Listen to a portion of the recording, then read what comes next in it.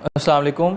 अच्छा, तो last session में हमने सिलेक्शन टूल्स डिस्कस किए थे। ये हमारे पास जो तीन बेसिक सिलेक्शन टूल्स होते हैं, इसमें कुछ इसके अंदर भी कुछ टूल्स होते हैं, तो हमने वन बाय वन प्रैक्टिकली उन्हें देखा था। सिलेक्शन टूल मैं फिर बताता चलूँ, सिलेक्शन क्रिएट करने के लिए इस्तेमाल होते हैं।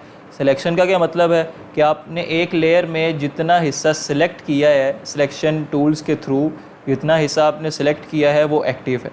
आप जो भी ऑपरेशन परफॉर्म करेंगे वो सिर्फ उस सिलेक्टेड एरिया में परफॉर्म होगा।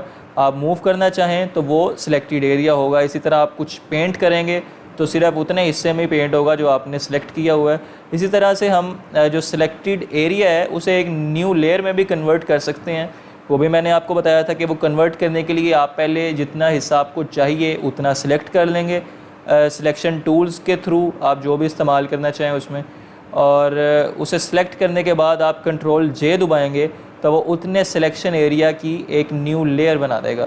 तो वो जो सिलेक्शन एरिया है वो न्यू लेयर में कन्वर्ट हो जाएगा। इसी तरह आप सिलेक्शन को ख़त्म करने के लिए कंट्रोल डी दबाते हैं, उससे वो डी सिलेक्ट हो जाता है, या ऊपर वो मेन्यू बार से भी आप सिलेक्ट करके उसे डी सिलेक्ट कर सकते हैं। तो ये हमने लास्ट सेशन में ये बातें कुछ की थी, मैंने कहा उसे रिपीट कर दूँ।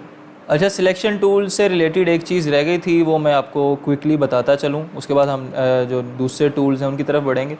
सबसे पहले हम वर्क स्पेस क्रिएट कर लेते हैं। यहाँ से 1000 बाय 1000 की कर लेते हैं। ये हमारे पास वर्क स्पेस आ गई।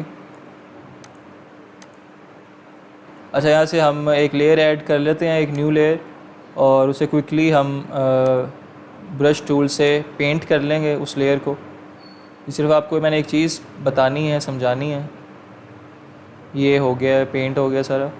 हम ये रेक्टेंगुलर मार्की टूल है जो, इससे हम थोड़ा सा एरिया सेलेक्ट कर लेते हैं लेयर में से। ये हमने सेलेक्ट कर लिया। अब मैं एक और सिलेक्शन यहाँ पर बनाता हूँ, तो आप ये देखेंगे जो मैंने पहले सिलेक्शन बनाई थी इस जगह पर वो ख़त्म हो गई।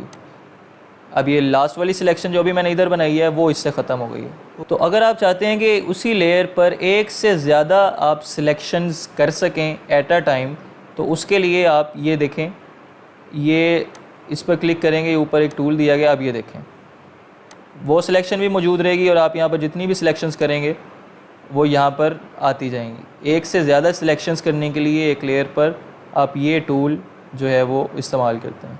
अब इसी तरह मैं आपको इन सिलेक्शंस को न्यू लेयर में कन्वर्ट करके बताता हूँ। मैंने आपको बताया था उसके लिए हम न्यू लेयर बनाते हैं, कंट्रोल जे दबाएंगे, वो देखें नीचे न्यू लेयर भी बन गई, और जितनी हमने सिलेक्शंस की थी, 4 सिलेक्शंस की थी, वो चारों इस न्यू लेयर में आ गई।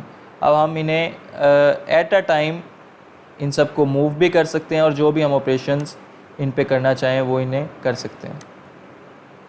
अच्छा, आप किसी भी लेयर को एक्टिव भी कर सकते हैं, आप इनविजिबल कह लें या विजिबल कह लें। ये देखें, ये साथ आई ऑप्शन होती है, आप इस पर क्लिक करेंगे तो ये इनविजिबल हो जाएगा और यहीं से विजिबल हो जाएगा।